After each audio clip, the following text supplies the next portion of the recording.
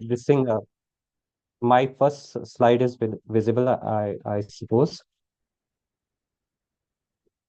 My slides are visible, I think. Yes, Yes, sir. yes. Thank you so much. Today we'll be talking about basically we'll be focusing on the BPaLM regimen. So, you know, slowly and slowly we are, shortening our DRTB regimen. First, we had like 18 to 20 months. Now we had 9 to 11 months. And then now this has come like 26 to 39 weeks BPaLM regimen. So slowly we are shortening the regimen, and you people must have noticed that we are also phasing out the injectables also. So this is all being done. The gist of all this is that the patient's compliance should be better, because no one wants to eat 18 to 20 months of treatment and get injectables. So today we are talking about BPaLM regimen. And okay, okay.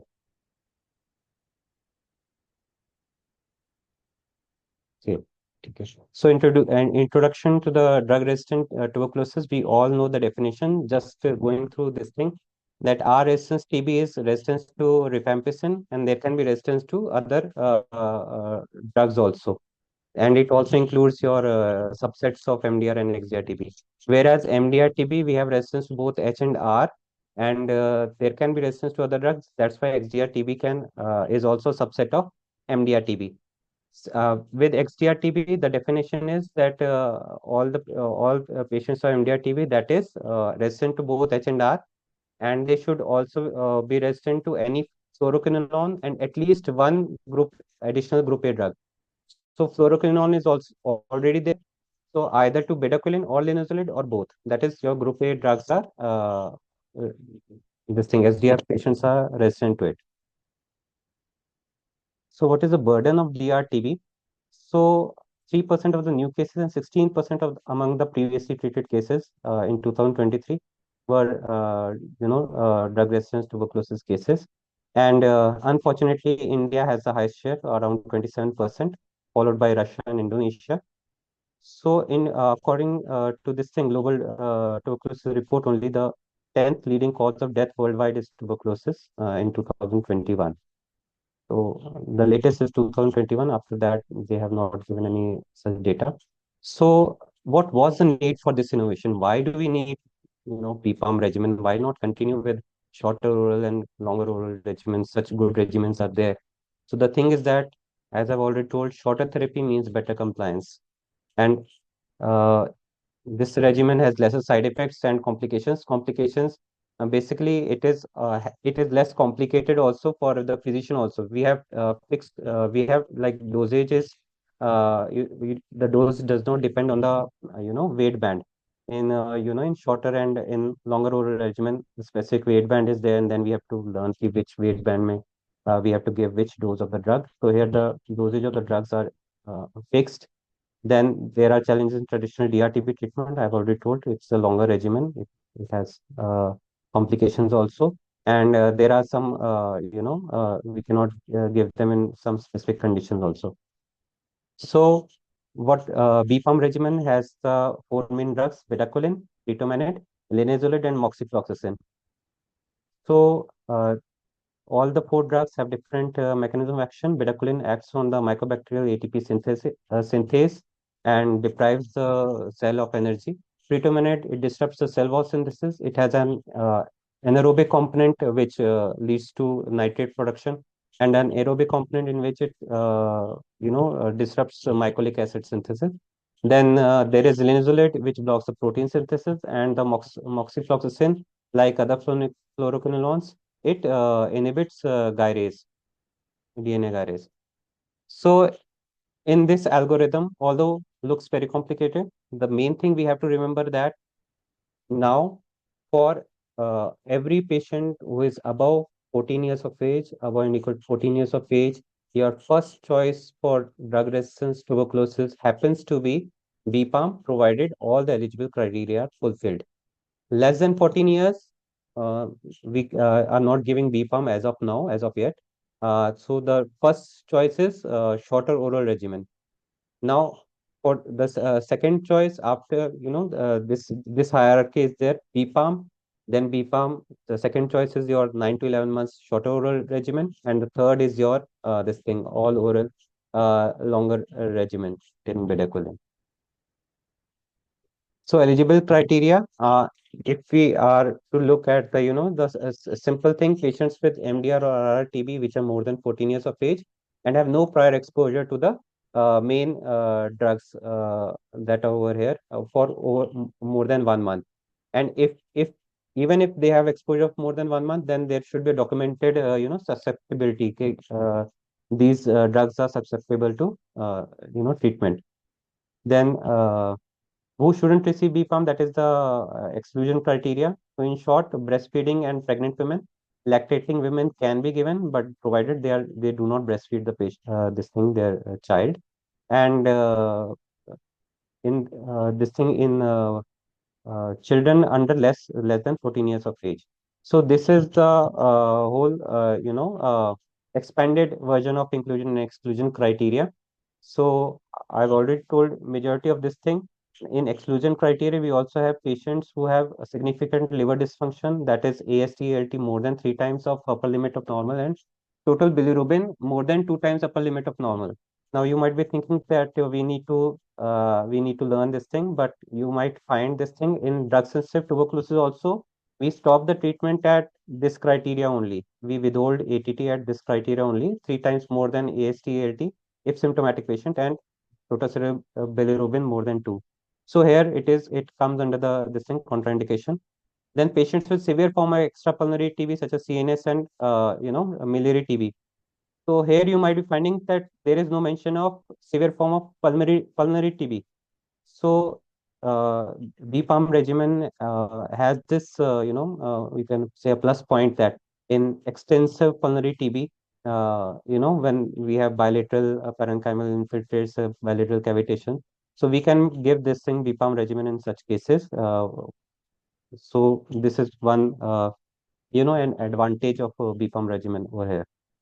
And then, bedaquiline related this thing, QT-CF of this thing ECG should be less than equal to 450 milliseconds in males and less than 470 milliseconds in female to start the treatment. And if it is more, then we have to see for the electrolytes. If electrolytes are deranged, we correct the electrolytes and again do the ECG. If it comes under normal, then only we can start this treatment. Okay. So this is the regimen itself. Bedaquiline week 1 to 2, 400 mg once daily, and then from week 3 to week 26 to week 39. So there are certain criteria where this regimen is increased. So we'll be talking about that. So the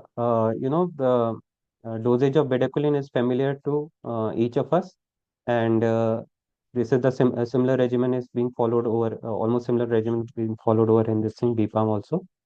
Pretomanid, we give 200 mg OD, and Linezolid 600 mg OD. Moxifloxacin is 400 mg once daily. So the extension criteria I'll be discussing later on in the next slide.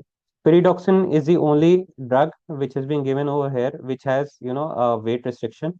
So 16 to 29 kg we'll be giving 50 mg daily, and more than or equal to 30 kg 100 mg. Generally, we are giving this drug in the night.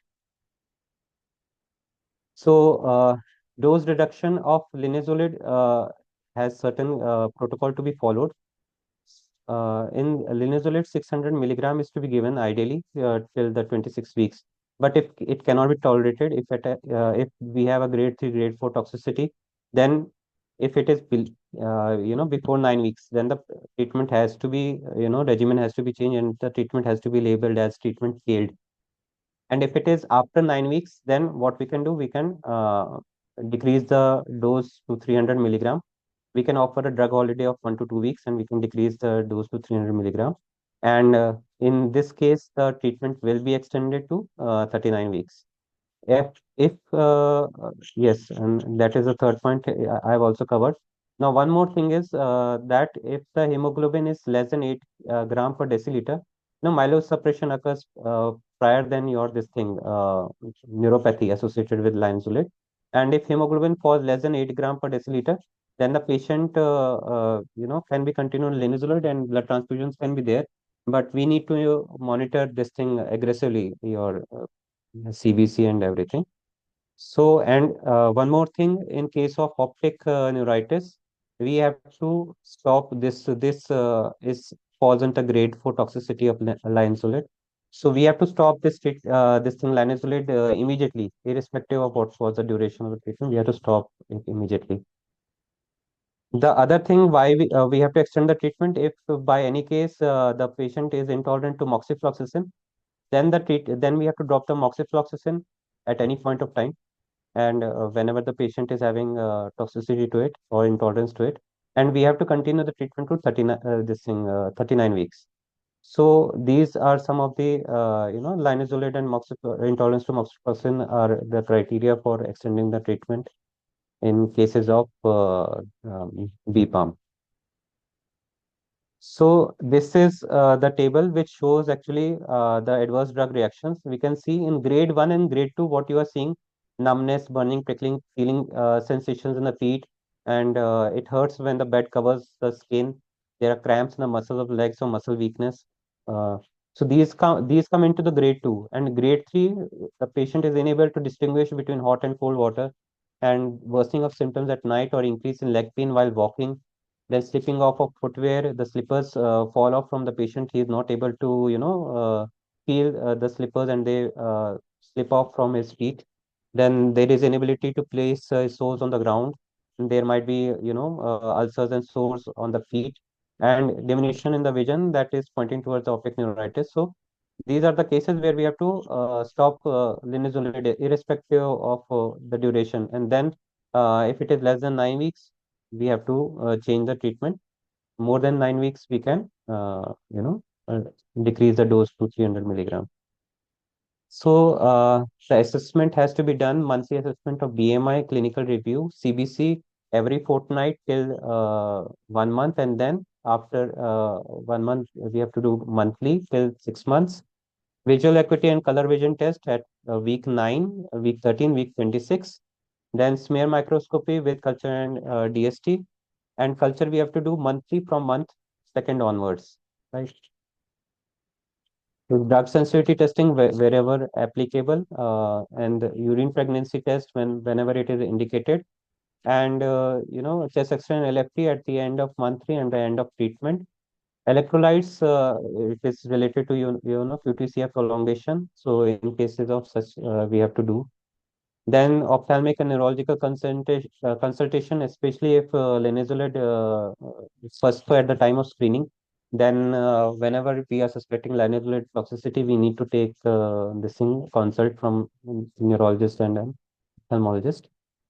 Then after culture conversion, we can take surgical evaluation if required, thoracic surgeon evaluation. And long-term follow-up will be done after every 6 months after completion of the treatment. So, what was the reason? Why was BPaLM chosen? There, you might be knowing that first we were thinking about a BPaL regimen, which was actually going on in Bangladesh, and then there was on BPaL-C where clofazimine was being added. Then this was a BPaLM regimen. So why BPaLM regimen was started? So the answer is because of the TB practical trial. There were a number of trials: the NIX TB trial, then Xenex trial, then TB practical trial, then modified BPaL trial was there. So the TB practical trial was divided into two phases. So basically, first phase was what I'm showing you. So first phase was that BPaLM B and BPaL-C and BPaL. These regimen were competing with each other. We had three arms, and we compared all the three regimens.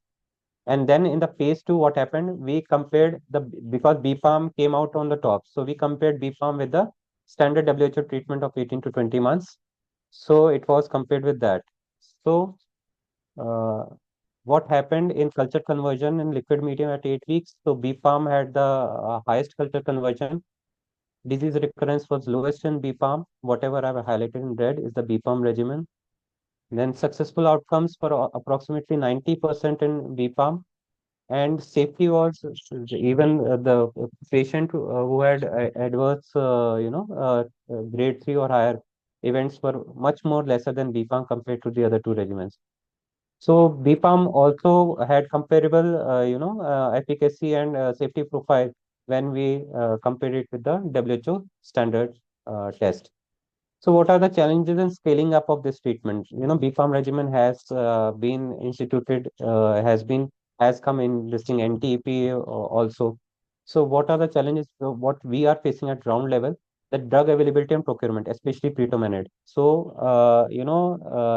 after around 5-6 months, we got Pretomanid in our institutes, especially in peripheral and isolated areas.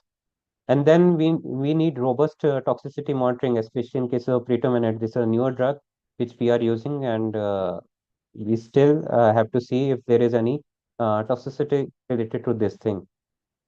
And obviously, monitoring of linezolid toxicity is also a must, because many a times it gets missed, and patient might land up in various kinds of morbidity.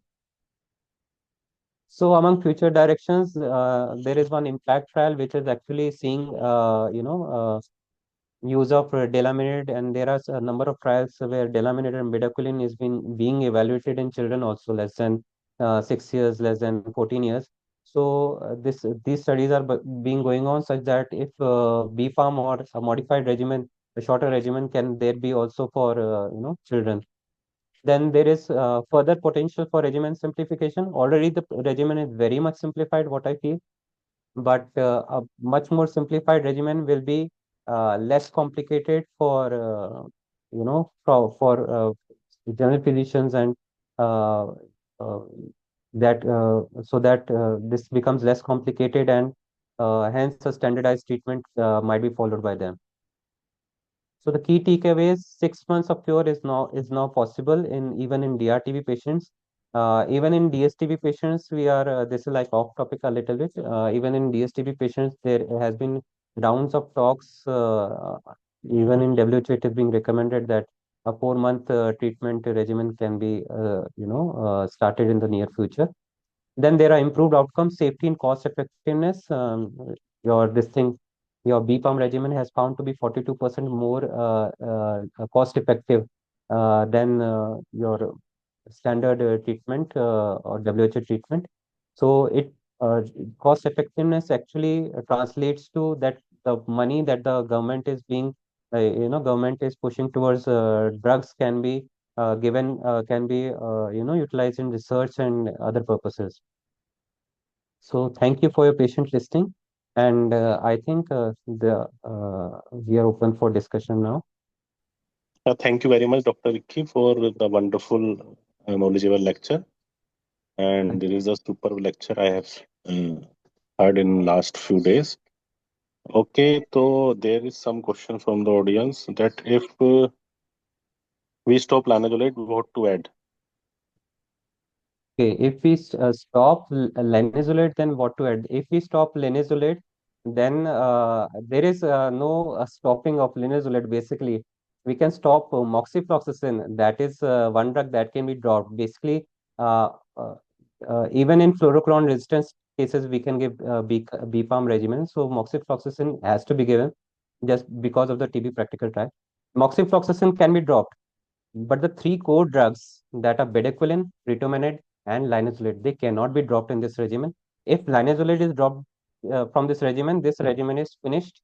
Then we have to change the treatment, and the patient has to be labeled as treatment failure. Linezolid cannot be stopped.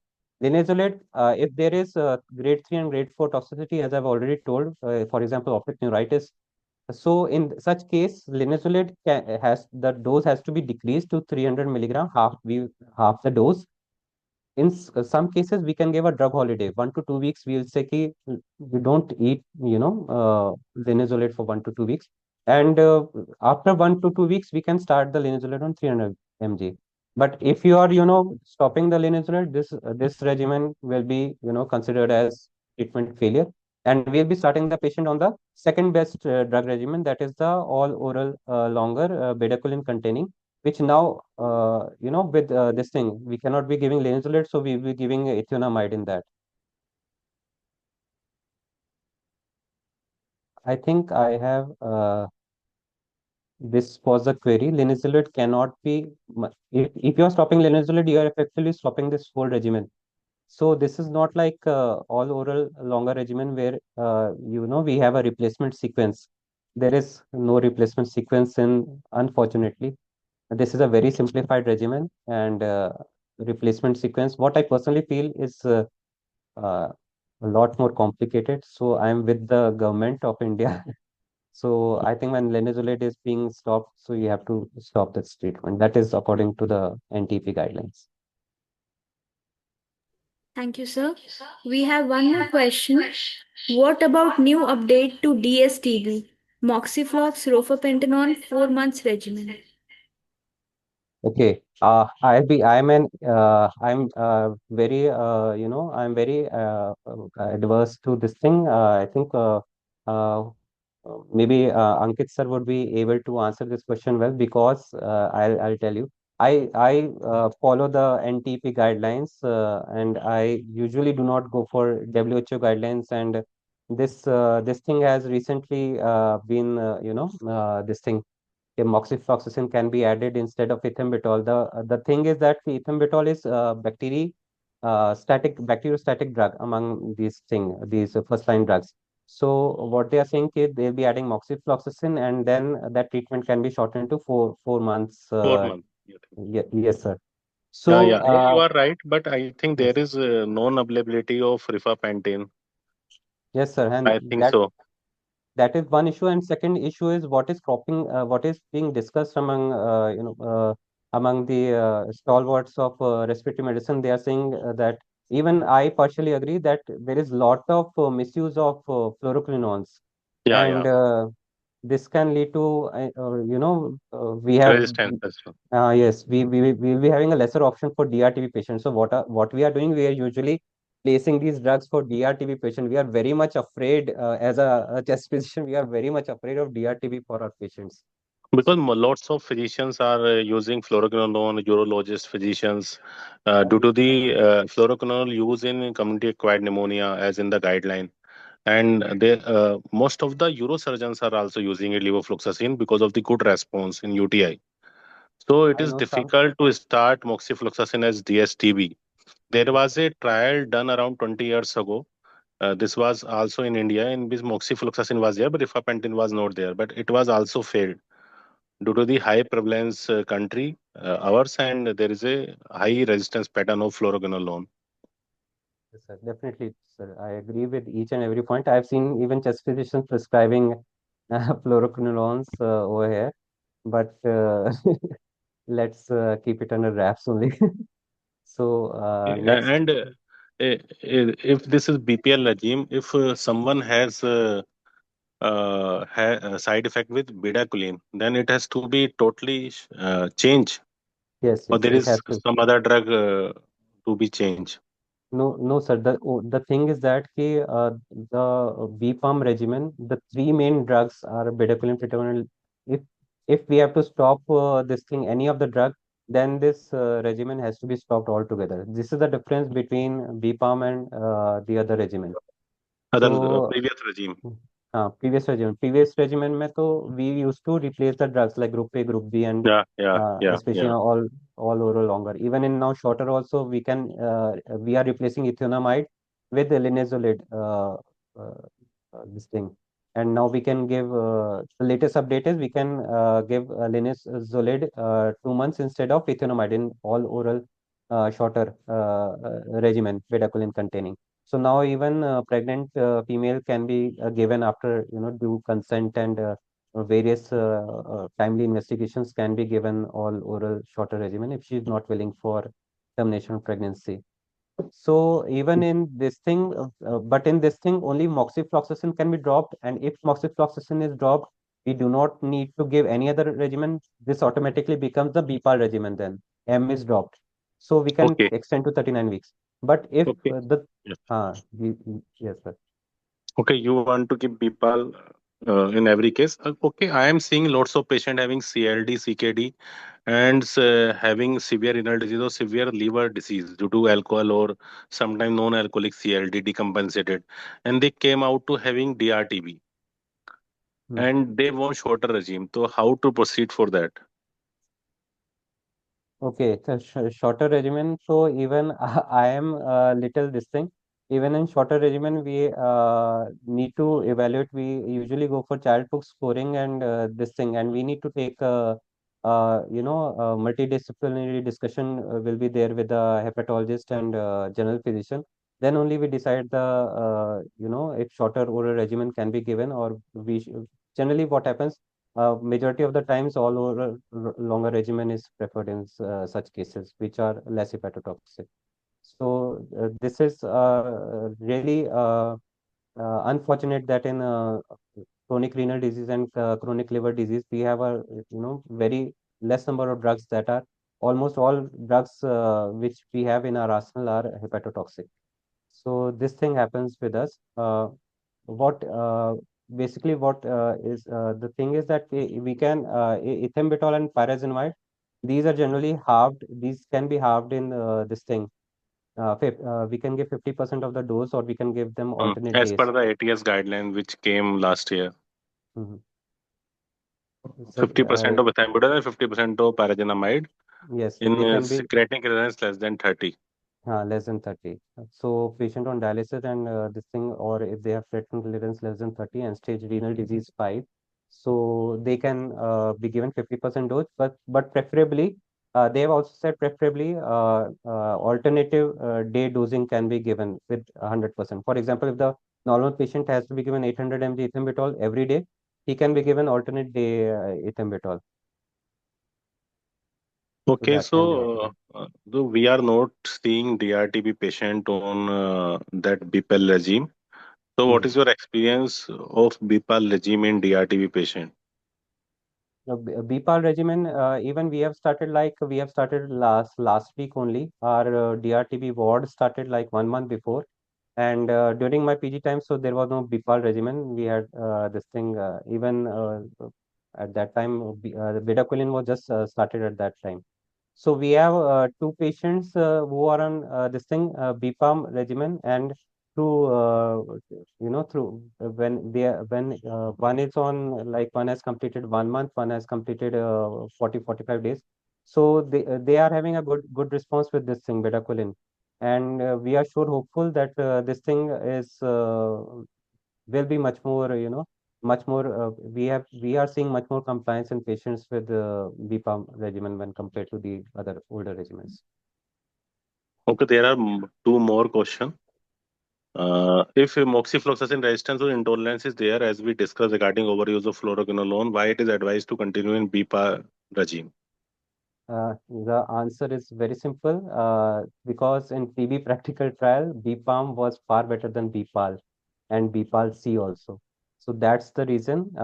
Despite that's why whenever we are starting BPALM regimen, so even if the patient is having fluoroquinolone resistance, we are starting it just because in TB practical trial, it's this whatever guidelines are saying, whatever these things are saying, they are according to the the trials which are being conducted. The TB Yes, practical you are trial. very right. Hmm. And I have So, somebody, I think in a chat or talk, there was somebody who was telling that moxifloxacin is still, if it is resistant, yes, killing some bacteria, resistant bacteria, and it will yes, sir. it will with bedaquiline. It is showing synergistic effect. Synergistic effect. Yes, sir. Yes, That's that's why that one part I missed. BPaLM Yes, is best than BPAL. yes, sir. Yes, sir. That thing I missed, and I am very grateful that you reminded me. So And there this is is the another reason. question from someone: when to repeat sputum CB0 or sputum AFB to confirm treatment success? I think it is in the DSST or DRTB. Don't Okay. know. You can give both for both. Okay. So in drug-sensitive tuberculosis, CBNAT is not done for follow-up. We only go for sputum AFB, that is done at 2 months, and that is done at 6 months. And for screening of obviously we are doing 2NAT, upfront 2NAT now. We are not going for sputum AB nowadays. It is completely, even if I send some patient that I am suspecting a case of tuberculosis, the dot center person says ki, sir, it is not available, only 2 night can be done. So we can be doing it 2 months and this thing 4 months. And in your this thing in your BPaLM regimen, generally after we are doing it after 2 months every month. So every month is like 9 weeks, 13 weeks, 22, 18 weeks, 22 and 26 weeks. We are doing this thing along with That is culture and sputum DST. AFB or culture or sputum CB-NAT? We are doing this thing, sputum for AFB and for this thing, culture and DST. And if after Okay. 9 weeks, if after, sorry, if after 9 weeks we are showing, if the person is not showing any improvement in his this thing, clinical improvement, or there is no radiological improvement, then we are sending for this thing, smear also and CB-NAT also. Okay. Thank you. Thank you very much. And there is another two questions. Just we are closing in 5 minutes, I think. What about extrapulmonary TB, sir? If patient has recurrence of lymph node TB, or if node does not decrease after 2 months, how to proceed if we don't have LPA? I think if I want to give answer, if there is extrapulmonary Yes, yes. tuberculosis, it is if after 2 months there is a recurrence of lymph node, there is an increase in size, you have to aspirate it, or you have to go for LPA or AFB, or you have to consider as IRIS, immune reconstitution syndrome, and you have to give for around 2 to 4 weeks steroids, and you have to continue your ATT. Almost 90% of patients responded to that. If patient does not respond, then you have to do go for biopsy, and you have to put another LPA or gene expert to know the resistance pattern. Sometimes there may be isolated resistance also, which may not cured or getting better by normal ATT. Yes, sir. So, Dr. Vicky, my answer is okay, or Yes, something you want very to good. add? Completely agree with you, sir. I could not frame a better answer than this. And one thing I would like to add, the questioner said that they do not have LPA with them, so that this is a very practical, setback which we are having also. So what you can do, you can send for LPA. You know, LPA is not coming. You can send for. You have to send for liquid culture and DST also for this patient. So either way, if LPA doesn't come, then liquid culture will come, although late it will come. So that is one thing. But but as sir has said, the protocol says whatever sir has said, that you have to send this thing for LPA. And the another last question is kindly send guideline for CLD CKD pregnancy with TB. I think in pregnancy I have lot of patient. We have to give first line ATT without seeing anything else. But if pregnant patient has developed acute liver failure or some hepatic derangement or some renal derangement, you have to modify it as per your primary ATT. You modified in a normal patient. Yes, You yes. don't have to focus on another drugs. But if it is a DRTV case, it was already discussed with Dr. Vicky ki what to do. So I think we And have to close the session, and and Dr. Neha is there. if further reading is required, I can be sending some guidelines Okay, regarding CKD and okay, CLD and okay. pregnancy, That's thank you very sending much. on That's WhatsApp. great. Okay. Thank you, sir. Thank you so much, sir. Thank That was a wonderful session, very insightful. Thank you, sir. And And we have have the the privilege. privilege for Dr. Vicky Bakshi to have as faculty in our National Chest Forum, and I appreciate his lecture and his knowledge and the wisdom he is having. So we will connect with him more in next month or maybe after next month. So thank you all the audience for having a great lecture, and thank you very much. you, sir. It's an honor to be here. Thank you, sir.